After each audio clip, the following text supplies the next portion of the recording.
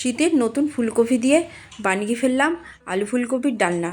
নিরামিষভাবে এটা আমি তৈরি করেছি, আর এটা রুটি, লুচি, পরোটা, ভাতের সাথে খেতে জাস্ট ফাটাফাটি লাগে। এইদিকে দেখো আমি দুটো ফুলকপি নিয়ে নিয়েছি। ফুলকপির ফুলগুলোকে আমি আলাদা করে নিয়েছি, আর ফুলকপিটাকে কিন্তু ভালো করে ধুয়ে নিতে হবে। এর মধ্যে অনেক পোকা থাকে, তবে আমার ফুলকপিটা তো নতুন, তাই এর মধ্যে কোনো পোকা ছিল না, একদম ফ্রেশ ফুলকপি বলতে পারো। এদিকে আলু নিয়ে নিয়েছি, আমি 4টে আলু নিয়ে নিয়েছি। আলুগুলোকে আমি ডুমো ডুমো করে কেটে ভালো করে ধুয়ে নিয়েছি আর জলের মধ্যে রেখে দিয়েছি, তাহলে আলুগুলো কালো হবে না। এবার আমি কি কি মশলা রেডি করব সেটা দেখে নাও। 2টো টমেটো নিয়ে নিয়েছি, আদা নিয়ে নিয়েছি, আর কাঁচা লঙ্কা নিয়ে নিয়েছি। ঝালটা তোমরা নিজেরা পছন্দ অনুযায়ী দেবে, আমি তো কটাই লঙ্কা নিয়েছি। আর এদিকে একটা বাটিতে আমি 1 চামচ হলুদ গুঁড়ো, 1 চামচ জিরের গুঁড়ো, 1 চামচ ধনের গুঁড়ো, আর নিয়ে নেব 1 চামচ কাশ্মীরি লঙ্কার গুঁড়ো। এতে কিন্তু ঝাল হবে না, একটা সুন্দর কালার আসবে। আর নিয়ে নিলাম আমি কিচেন কিং মশলা 1 চামচ মতন।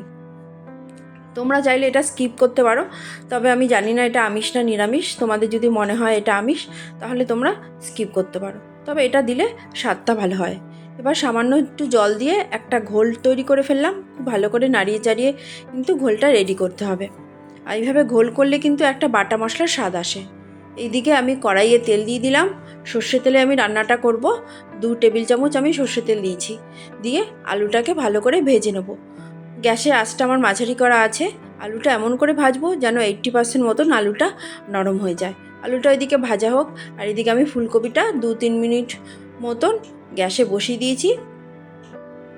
2-3 মিনিট পর গ্যাসটা বন্ধ করে দিলেই হবে। বেশিক্ষণ ফোটানোর দরকার নেই, তাহলে কিন্তু গলে যেতে পারে। ওইদিকে ফুলকপির জলটা আমি ঝরিয়ে ফুলকপিটাকে আলাদা করে রেখেছি। আর এদিকে কিন্তু আলুটা আমার একদম ফ্রাই হয়ে গেছে। আলুটাকে আমি নামিয়ে নিচ্ছি।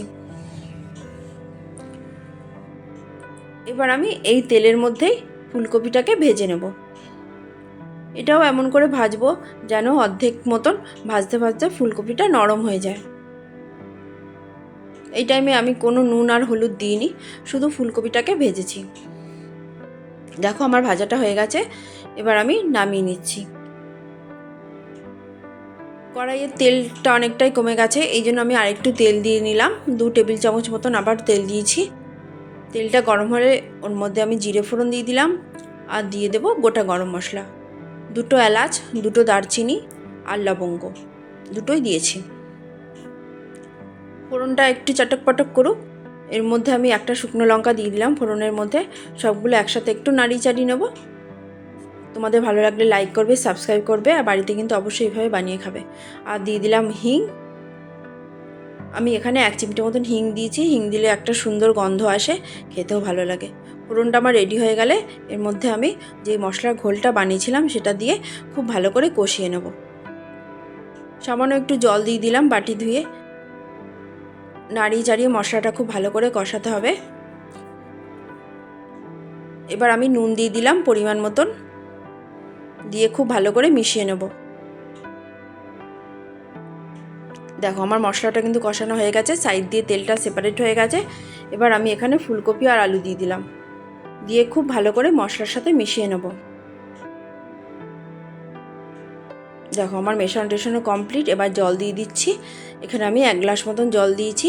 এই সবজিটা খুব বেশি ঝোলও হবে না, আবার খুব ঘনও হবে না। দিয়ে নাড়ি চাড়িয়ে নিলাম। ঢাকনাটা দিয়ে দেবো, 15 মিনিট ঢেকে রাখলেই হবে। 15 মিনিট পর ফিরে আসলাম। এবার একটু নাড়ি চাড়িয়ে নিচ্ছি। এই টাইমে আমি কিন্তু চেক করে নিয়েছি ফুলকপি আলু সবগুলোই নরম হয়ে গেছে। এবার আমি দিয়ে দিলাম গরম মশলা 1 চামচ মতন দিয়েছি, দিয়ে খুব ভালো করে নাড়ি চাড়িয়ে নিয়েছি। আর আমি সামান্য একটু চিনি দিয়েছিলাম, তবে ওটা দেখাতে ভুলে গেছি। ব্যাস রেডি হয়ে গেল আমার আলু ফুলকপি।